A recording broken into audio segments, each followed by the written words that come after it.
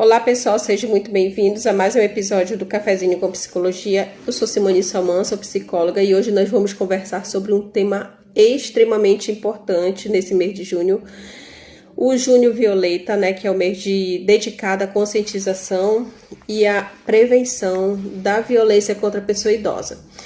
Quando pensamos em violência contra o idoso, geralmente nós imaginamos o quê, Agressão física, abandono, violência financeira. Mas você sabia que existe uma forma de violência muito silenciosa, pouco discutida? Aquela que acontece quando o idoso precisa esperar meses ou até anos por um direito que já deveria ser garantido. Bom, gente, estamos falando da demora em aposentadorias, benefícios assistenciais, medicamento, tratamento de saúde e processos judiciais. E a pergunta que eu deixo para vocês é: quanto sofrimento emocional cabe dentro de uma espera? É sobre isso que vamos conversar hoje. Bom, gente, mas para a gente começar a falar sobre a violência, sobre o idoso, vamos primeiro saber o que é o Junho Violeta, O Junho Violeta, ele surgiu para conscientizar a população sobre a violência contra a pessoa idosa.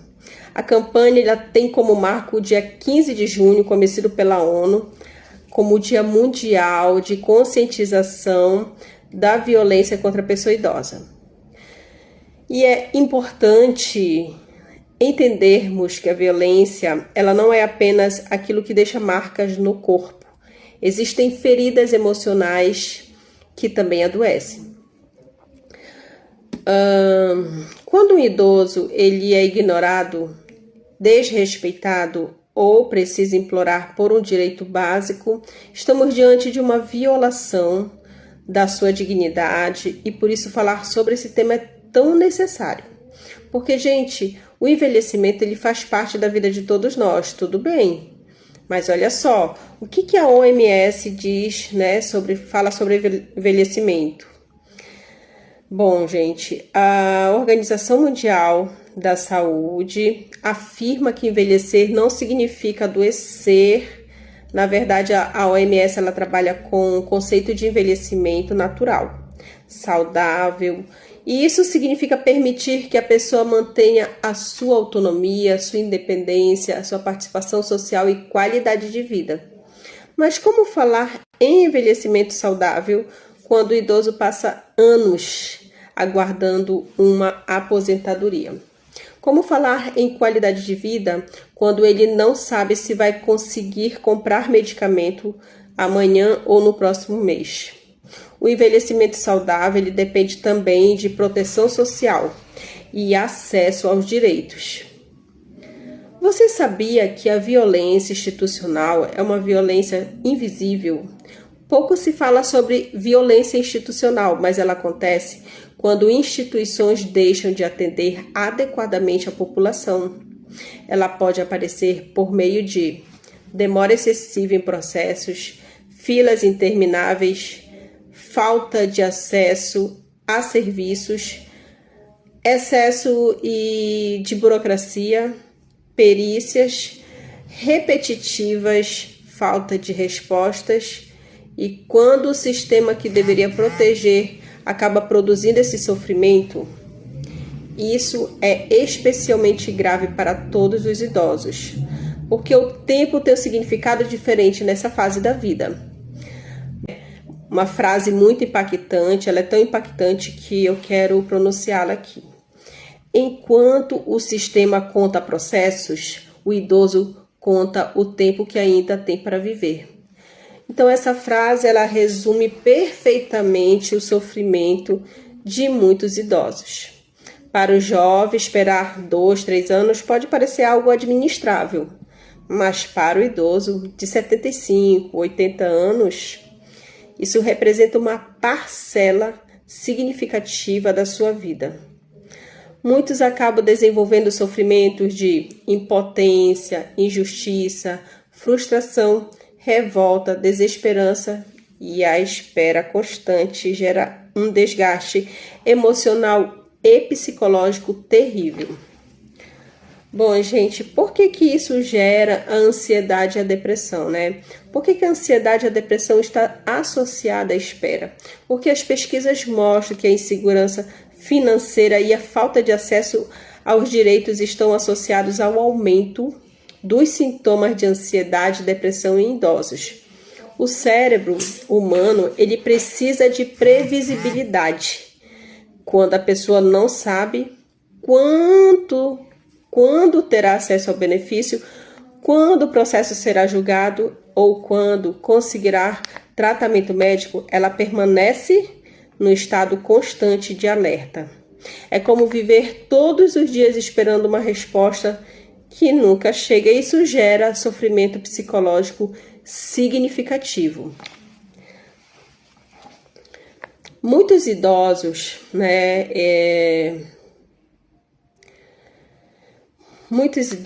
infelizmente, passam por anos indo atrás, de documentos, depois procuram advogados, depois aguardam perícias, depois eles aguardam decisões, depois eles aguardam recursos, depois eles aguardam novos recursos.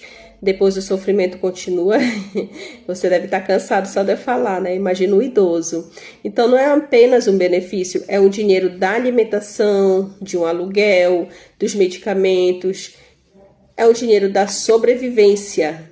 Precisamos refletir. Será que essa demora excessiva também não produz adoecimento? Será que uma decisão já chega tarde demais e realmente cumpre a sua função? Claro que isso vai causar um impacto em quem? Não só no idoso, mas nas famílias. E então eu separei esse tópico para falar sobre o sofrimento que não atinge apenas o idoso. As famílias também adoecem, os filhos, os netos, e frequentemente assumem despesas que não conseguem suportar. Muitos cuidadores apresentam estresse crônico, exaustão emocional, ansiedade e sobrecarga física e mental. Quando os direitos demoram a chegar, toda a rede familiar também sofre. Aí vem os transtornos mentais mais frequentes. Entre os quadros que podem surgir estão transtorno de ansiedade generalizada. O transtorno de ansiedade generalizada é caracterizado por uma preocupação excessiva e persistente com diferentes situações da vida. A pessoa ela sente que está sempre esperando que algo ruim aconteça. E em idosos que aguardam por benefícios, tratamentos ou decisões judiciais, essa preocupação ela pode ser constante, acompanhada de sintomas como tensão muscular, dificuldade para relaxar, irritabilidade, cansaço, dificuldade de concentração e alteração no sono. Outro, o episódio depressivo. O que é o episódio depressivo? Ele vai além da tristeza. A pessoa vai perdendo o interesse pelas atividades que antes lhe davam prazer, sente falta de energia, alteração no apetite e no sono, dificuldade para tomar decisões. É um sentimento intenso de desesperança e é quando o idoso vive por muito tempo em situação de insegurança e sofrimento. Esses sintomas podem surgir e precisam ser avaliados por um profissional. O outro transtorno é o depressivo recorrente. O transtorno depressivo recorrente, os episódios de depressão acontecem mais de uma vez ao longo da vida. E a pessoa melhora, mas depois ela volta apresentando novos episódios. E em idosos, fatores como perdas, doenças crônicas, isolamento social e situações prolongadas de estresse podem contribuir para novas recaídas. O transtorno de ajustamento. O transtorno de ajustamento ele ocorre quando uma pessoa ela apresenta um sofrimento emocional intenso diante de uma mudança ou situações estressantes.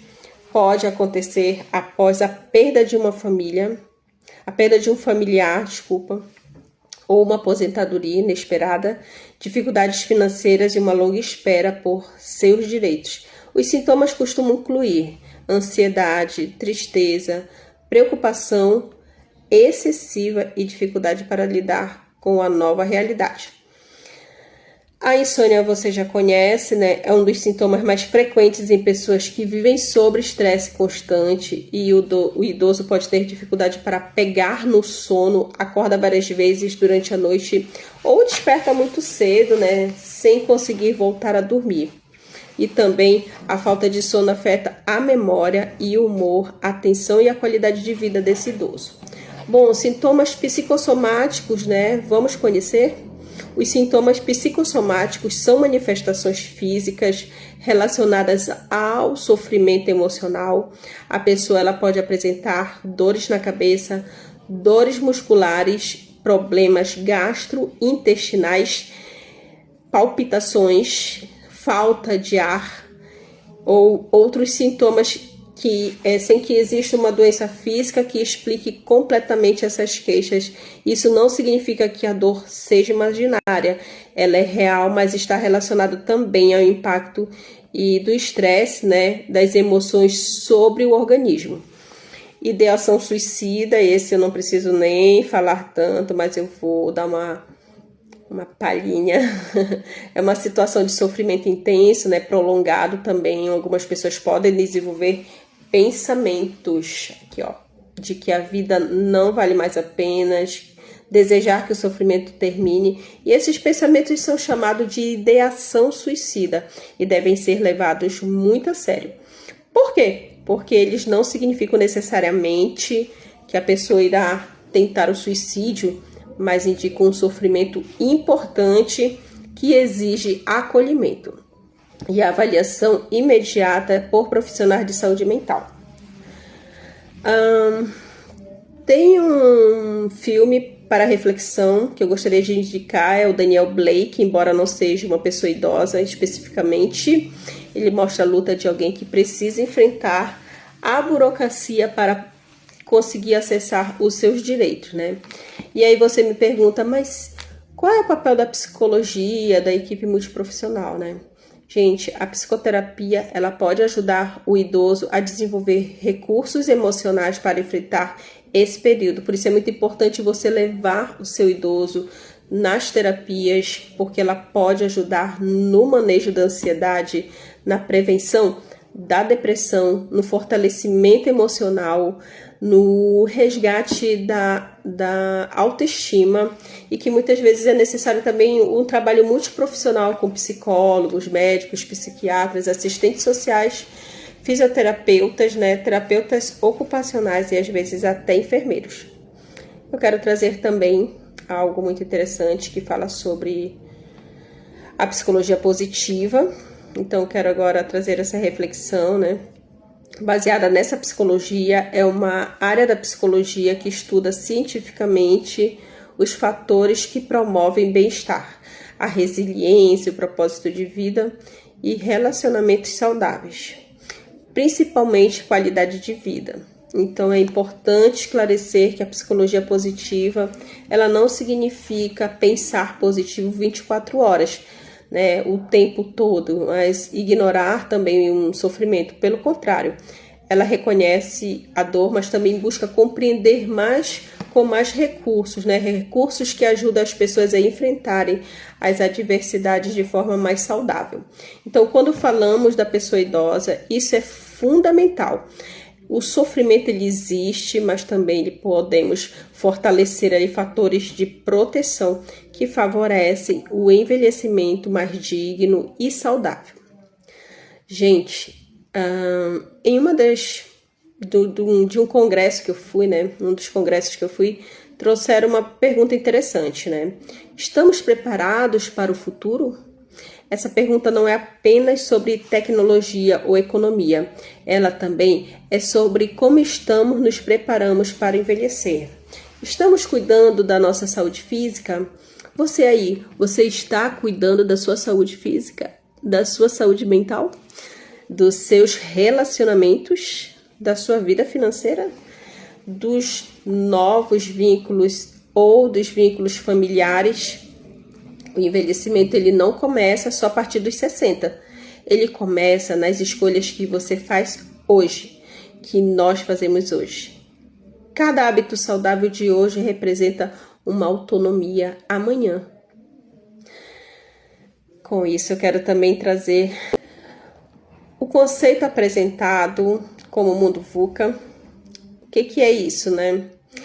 VUCA é um acrônimo que significa o mundo marcado pela volatilidade, pela incerteza, pela complexidade e ambiguidade. Vivemos em uma sociedade que muda rapidamente e as tecnologias vão mudando, o sistema muda, né? As formas de trabalho mudam, as relações mudam e tudo isso exige adaptação constante. Para muitas pessoas idosas, acompanhar tantas mudanças podem gerar insegurança, ansiedade e sensação de exclusão. Por isso, é importante que a sociedade ofereça suporte, inclusão digital, políticas públicas e acolhimento. Envelhecer em um mundo complexo exige rede de apoio. Bom, gente, por que é importante, né, falarmos sobre as importâncias das pesquisas científicas? Porque na psicologia utilizamos escalas, testes que passam por rigorosos processos de validação científica. Isso significa que não nos baseamos em opiniões, né? É por meio de pesquisas, análises estatísticas, estudos realizados por milhares de participantes. Então, essa ciência ela nos ajuda a ver melhor a saúde mental, os fatores de riscos e também os fatores de proteção para o envelhecimento saudável. E graças às pesquisas que conseguem, né, com as intervenções eficazes, promovendo qualidade de vida. Então, depois de tudo isso que nós conversamos hoje, fica uma reflexão muito importante, né? O envelhecimento não deve ser visto apenas como uma fase da vida. Ele deve ser compreendido como um processo que merece respeito, proteção e cuidado. Nenhuma pessoa deveria adoecer esperando um direito. E nenhum idoso deveria perder sua dignidade por causa da burocracia. Precisamos construir uma sociedade que valorize as experiências, as histórias e a humanidade das pessoas idosas. Então, eu quero deixar aqui uma reflexão para todos nós. Todos desejam viver muitos anos, mas poucos se preparam para envelhecer. A velhice que teremos amanhã está sendo construída pelas escolhas que fazemos hoje. Cuide da sua saúde física, da sua saúde mental, dos seus relacionamentos e dos seus sonhos. O maior presente que você pode oferecer ao seu futuro e à sua velhice é começar a cuidar de você hoje. Cuide de si hoje. Muito obrigado por esse acompanhado e mais um episódio do Cafezinho com Psicologia, né? Se esse conteúdo fez sentido para você, se você quiser que eu continue compartilhando este vídeo ou outros vídeos para que mais pessoas reflitam e tenham acesso também à psicologia, né? Sobre a importância do respeito da dignidade e da saúde mental, inscreva-se no canal, ative aí as notificações, deixe um comentário. Eu preciso dos seus comentários, eu quero te conhecer. E quais temas você gostaria de ver nos próximos episódios? No canal Cafezinho com Psicologia.